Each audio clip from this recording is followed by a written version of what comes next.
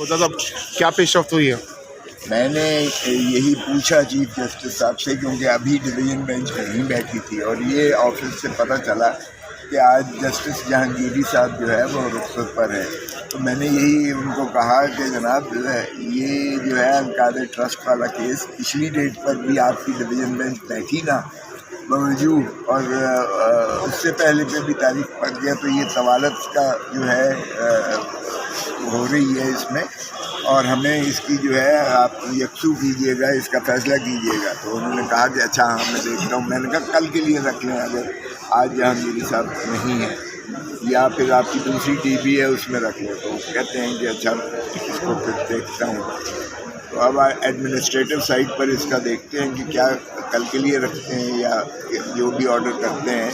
बारकैफ मैंने आज उनको कहा कि इसको सूरत से कीजिएगा यकसू, क्योंकि जो है जाहिर है कि एक शख्स की आज़ादी का सवाल है और नीचे से वो बुलडोज कर रहा है। जो ट्रायल कोर्ट है वो बड़ी तेज़ी से कोशिश कर रहा है कि इसको जो है उनको उन्हीं बाकी केसों की लगा इसमें भी खान साहब को जो है वो सज़ा कर दी जाए, और ताकि ये दरख्वास्त जो है ये इन्फ्रक्चुअस हो जाए।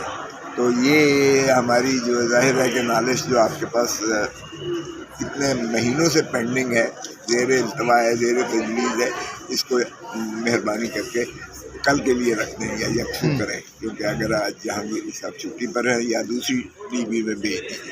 तो चीफ साहब की मैंने तवज्जो सिंगल में मबजूल करवा दी चूँकि उठने से पहले, ताकि वो उनके नोटिस में हो गया। हम कम से कम इस पर जो है अपना पूरी एहतजाज कर रहे हैं कि और दोबारा इसको सुनिएगा और यकसू कीजिएगा। अच्छा, हम तो इंसाफ के मुतलाशी हैं और पाकिस्तान के। अगर इस तरह से इमरान खान जो मोस्ट पॉपुलर लीडर है पाकिस्तान का, अगर उसे बाबा सलासल रखा जाता है तो तमाम चीज़ें जो है वो इल्तवा का शिकार हैं। खोसा साहब, इस वक्त पीटीआई के लिए माहौल काफ़ी ज़्यादा साजगार हो चुका है।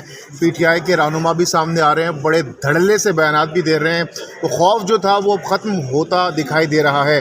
तो तमाम तर सूरत हाल में खान साहब की रिहाई देख रहे हैं आप? देखें, खान साहब की तो रिहाई इंशाअल्लाह बिल्कुल यकीनी है, और ईद कुर्मा से पहले होगा। अब उस पर कुर्बानी किसकी होती है वो तो मैं नहीं कह सकता, लेकिन यकीनन खान साहब उससे पहले उनकी जो है मुखलसी हो जाएगी, उनकी रिहाई हो जाएगी।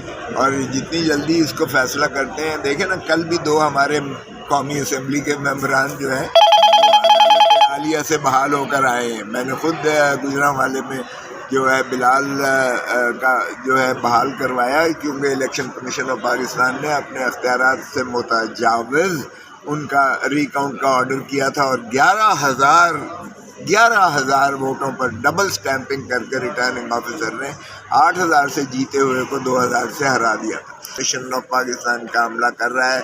मैंने